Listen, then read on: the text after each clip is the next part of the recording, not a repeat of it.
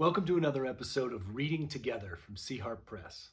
I'm Eugene Lunning, co-founder of Harp, and I'm looking forward today to continuing our journey through C.S. Lewis's The Screwtape Letters.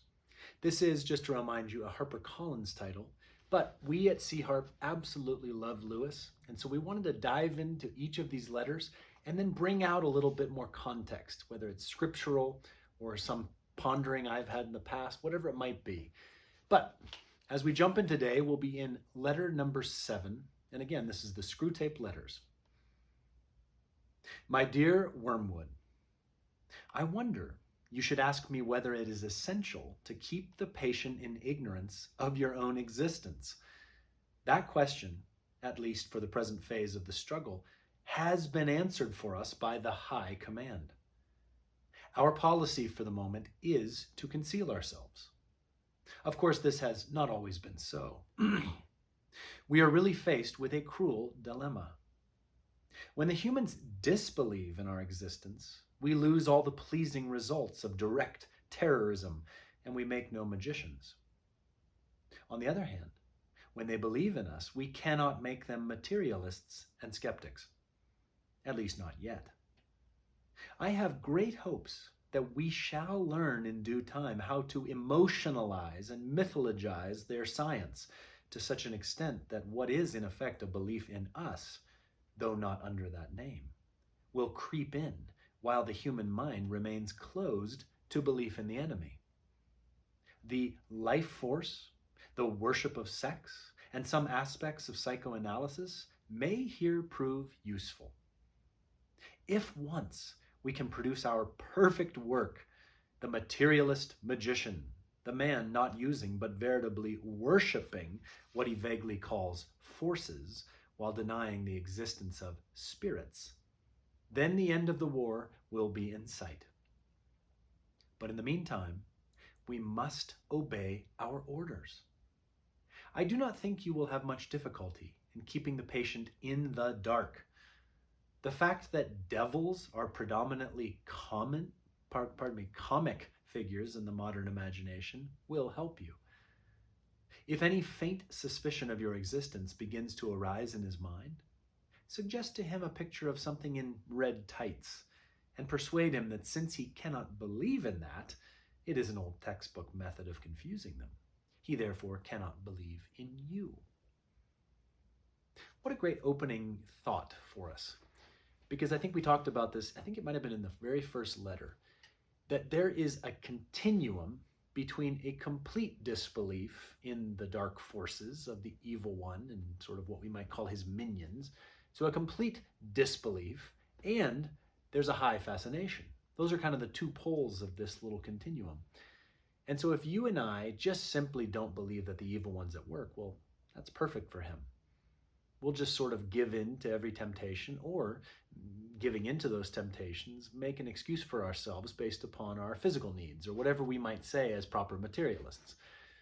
But on the other end, if we are so fascinated by the evil one that everything that goes wrong in this life is ascribed to him, every temptation that seems to occur to us must be him burrowing his way into our psyche, well, then we're giving him far more power than he actually holds. So Lewis, writing as Screwtape, is pointing out a very important thing. The evil one loves when we go too far one way or the other. What are we to do, my friends? Well, we are to treat this actual topic just as Jesus did. He was not unaware of the evil one, but he didn't, if you notice, go around throughout the works of the four Gospels constantly talking about the evil one. He did the spiritual warfare in front of him. He battled against temptation by use of the Spirit and the words of Scripture. And then, frankly, he did the work of the kingdom, paying no mind to that evil one. So, as we continue, think about where you land on that continuum, because it's a pretty important question for ourselves. I'll continue. I had not forgotten my promise to consider whether we should make the patient an extreme patriot or an extreme pacifist. All extremes, except extreme devotion to the enemy, are to be encouraged. Not always, of course, but at this period. Some ages are lukewarm and complacent, and then it is our business to soothe them yet faster asleep. Other ages, of which the present is one, are unbalanced and prone to faction, and it is our business to inflame them.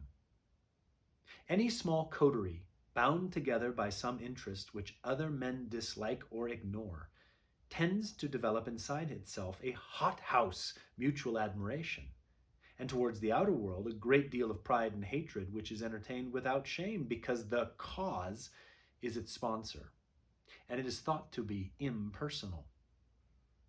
Even when the little group exists originally for the enemy's own purposes, this remains true. We want the church to be small, not only that fewer men may know the enemy, but also that those who do may acquire the uneasy intensity and the defensive self-righteousness of a secret society or a clique. The church herself is, of course, heavily defended, and we never yet quite succeeded in giving her all the characteristics of a faction. But subordinate factions within her have often produced admirable results, from the parties of Paul and of Apollos at Corinth down to the high and low parties in the Church of England. This is an interesting consideration here. I wonder if you've ever considered, I bet you have, the way that we can become factionalists. And if you don't really maybe know what that means, essentially where we deliver ourselves over to be part of an ideology, or as he describes here, a secret society, sort of an us versus them mentality toward the world. We might call this tribalism, where ours is correct and everything outside of it is not only incorrect, but also dangerous. So we can start to paint them in a way that makes us feel safe and secure and them feel very foreign and dangerous. Friends, none of what I just described has anything to do with the way of Jesus. Jesus comes into the world as an individual. Yes, he begins what we might call a movement, but he is not creating some sort of system of us versus them, because you can clearly see how often he goes out of his way to be with the outsider.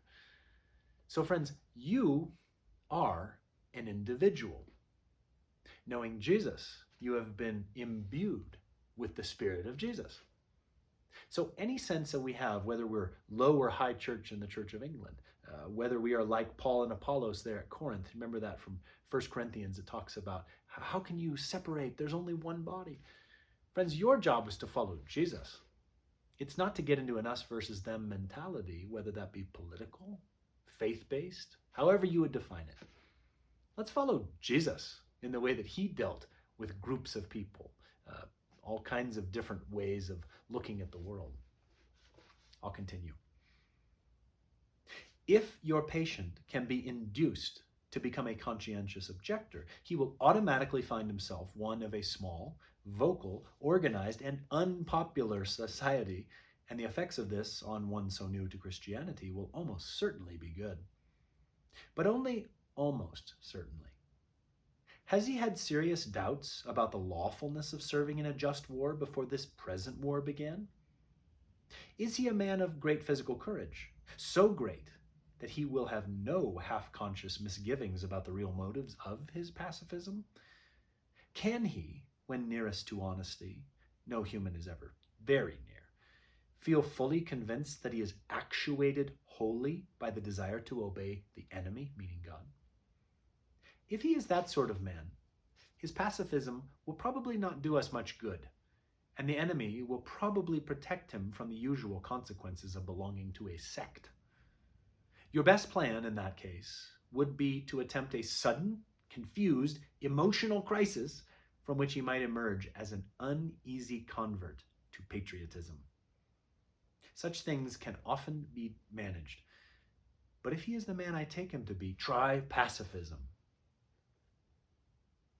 It's interesting that back then, and just to give a little context historically, there was sort of a small inner, sort of almost hardcore group of conscientious objectors in the First World War, known as at this time as the Great War. I can think of a man named Siegfried Sassoon, who actually had been in the trenches and then had taken a strong stand and was hated for it, ended up going back to the trenches. There were other people who were really hated during those years, 1914 to 1918, for taking that stand. Conscientious objector, pacifist. Well, then we come to World War II, which is this movement of Nazi Germany across, the through Belgium into France, and it seems to almost echo the first. And so people who had derided those conscientious objectors during the First World War wonder what position to take towards those pacifists as they move into the Second. It all seems to echo each other, and yet many can look back 20 years later and say, wow, what was the Great War really, truly about? So that's a little bit of the context here. What I think about as I read it, and I wonder what you are hearing, what I think about it is, again, this idea of ideology. What is it that we stand behind as believers in Jesus? Are there certain political movements? Are there ways that we define ourselves by a personality, some celebrity, that we stand behind them and we start to think, boy, I'm with them, stand or fall. I'm always going to be with them. Friends, how do we align ourselves day by day? Is it with anything, anyone, other than with Jesus? Is it with your denomination? Again, your political party. Where do we choose to give our hearts over? And to what use are those groups, those movements putting our hearts, our energies?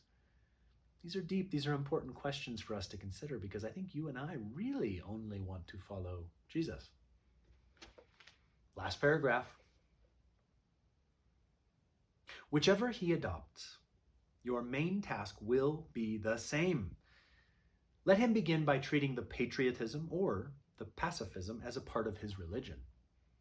Then let him, under the influence of partisan spirit, come to regard it as the most important part. Then quietly and gradually nurse him on to the stage at which the religion becomes merely part of the cause, in which Christianity is valued chiefly because of the excellent arguments it can produce in favor of the British war effort or of pacifism. The attitude which you want to guard against is that in which temporal affairs are treated primarily as material for obedience. Once you have made the world an end and faith a means, you have almost won your man, and it makes very little difference what kind of worldly end he is pursuing. Provided that meetings, pamphlets, policies, movements, causes, and crusades matter more to him than prayers and sacraments and charity, he is ours. And the more, quote, religious on those terms, the more securely ours. I could show you a pretty cageful down here. Your affectionate uncle, Screwtape. And friends, that last continues to go even deeper into what we were just talking about out of the book a minute ago. It's like this idea that if we take an aspect, or again, an ideology, and we start to put it out in front of Jesus, and then we look at Jesus and say, now, how does the teaching of Scripture, how does the words of Jesus, how do they sort of help me to get this to be the number one thing? Well, we've put the cart before the horse. When the early church received from the apostles the actual words of Jesus, what did they do with them? Did they try to align them behind the Greco-Roman way of life? Did they look at the emperor of the day and say, well, let's see here, how can I follow that man and sort of sugarcoat it with the words of Jesus? No. They actually took what Jesus said to be everything. They measured their own responses to life, to government, to taxation, whatever the cause, the issue might have been. They measured everything they did and thought against Jesus himself. Nothing's changed. A couple thousand years later, and all the ups and downs of human history in between have changed nothing about the way you are called to follow Jesus today. So whether you are what you might call a patriot or a pacifist, whether you're on the left-hand or the right-hand side of the political spectrum, all you are called to do today is follow Jesus obediently, to love every single person you meet with his heart, to judge no one, now there's a tough one, and to go to bed tonight having given your best efforts to following the one who leads you inwardly by his Spirit. Where you fall short, where I fall short, you know what we do? We go back to him. We ask that he would forgive us.